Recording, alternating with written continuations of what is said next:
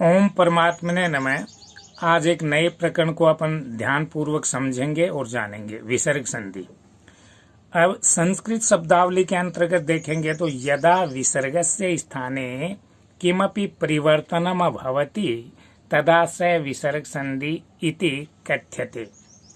इसको सरल रूप में समझेंगे तो जानेंगे, जब विसर्ग के स्थान पर कुछ भी परिवर्तन होता है तब वह विसर्ग संधि कही जाती है। दूसरे दृष्टिकोण को अपनाएंगे तो पाएंगे, अर्थात विसर्ग के साथ स्वर अथवा व्यंजन के मिलने से जो परिवर्तन होता है उसे विसर्ग संधि कहते हैं। अब विसर्ग ध्यान देंगे, विसर्ग दो अक्षरों के स्थान पर बनता है।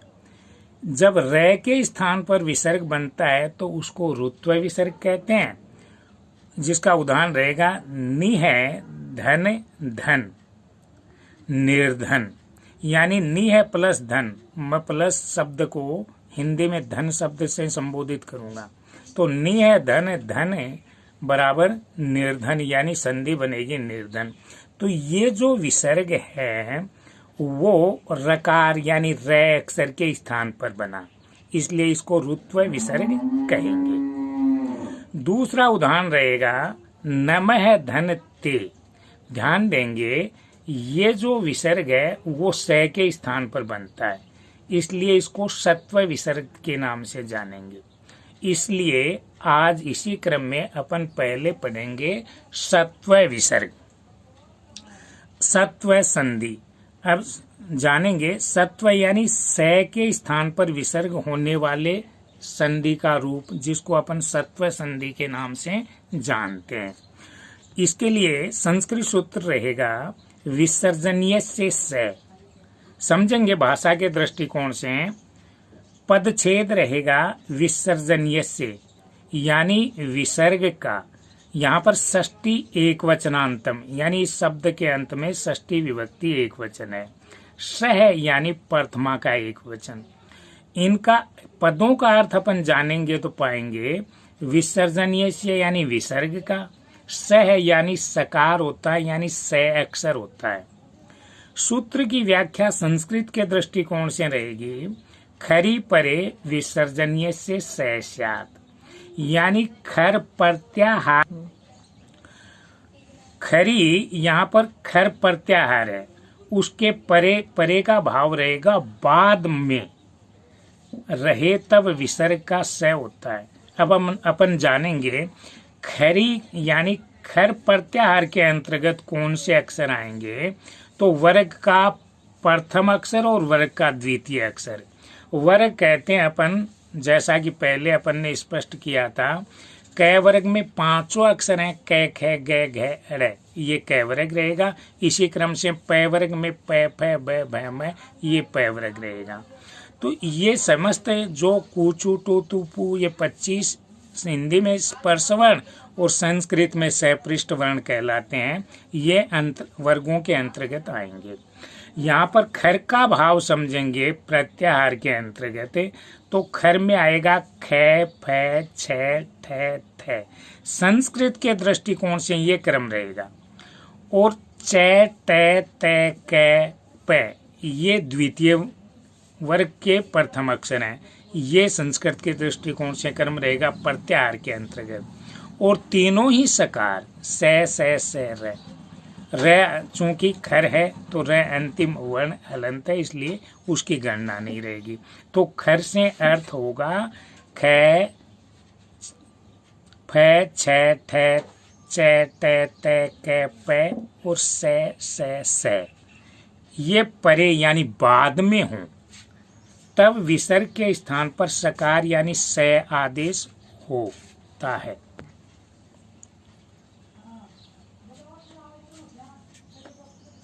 उदाहरण रहेगा इसका, जैसे विष्णु हो धन त्राता। अब समझने के दृष्टिकोण से विष्णु यानी ये विसर्ग है, उसके स्थान पर ये सकार हुआ और फिर धन त्राता। जब एक संधि के रूप में लिखेंगे तो विष्णुस्त्राता शब्द निर्मित हो जाएगा, अर्थात संधि हो जाएगी, जिसको अपन सत्व विसर्ग यानी स के स्थान पर विसर्ग होने वाली संधि को समझेंगे। अब विसर्ग यानी स हो जाना नियम दृष्टिकोण से समझें तो संक्षिप्त में कहेंगे विसर्ग का स हो जाना कैसी स्थिति में होता है ये जानेंगे। यदि विसर्ग से परे यानी बाद में किसी वर्ग का पहला दूसरा वर्ण तथा स वर्ण हो तो विसर्ग का स हो जाता है, यानी खर प्रत्याहार। देखो संधि करने पर दो पद प्राप्त होते हैं, पहला पद ये कहलाएगा, दूसरा पद या उत्तर पद या बाद का पद ये कहलाएगा। यानी पहले पद के परे, परे का भाव यहाँ पर कार से है और संधि चूंकि दो वर्णों के मेल से बनती है, इसलिए यहाँ पर दूसरे पद यानी बाद के पद उत्तर पद में या पर पद में कौन सा अक्षर है और उससे पहले क्या स्थिति है, इन दोनों वर्णों के मेल से अपन ये समझेंगे और जानेंगे। तो यहाँ पर वर्ग का प्रथम द्वितीय और तीनों सकार कब हो, उत्तर पद के पहले अक्षर में, तो ये नियम लागू होता है। वैसे में ये स आदेश होगा।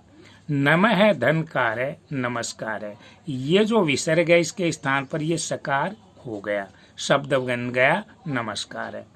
भवतः है धन सर्वदा, तो यहाँ पर भवतः के बाद विसर्ग के बाद पहला दंते सकार आया है, तो ये एक दंते सकार विसर्ग के स्थान पर और आगम हो जाएगा। जब संधि करेंगे तब शब्द बन जाएगा भवतः सर्वदा।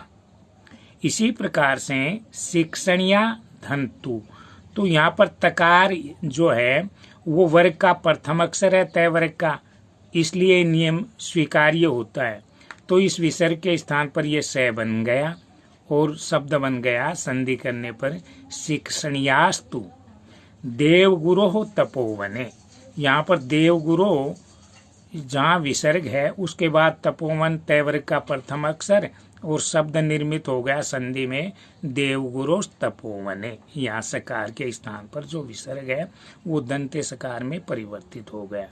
शब्द धन संति शब्दास संति, वही बात ये स है उसके पहले ठीक विसर्ग है तो ये विसर्ग सकार आ गया।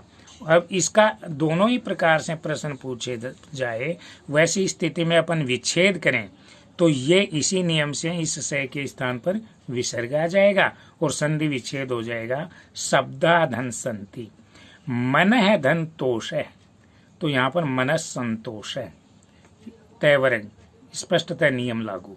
मन है धन तथा मनस तथा, हरि धन तत्र हरिस तत्र, नमः धन ते नमस्ते, इतः धन ततः इतस्ततः।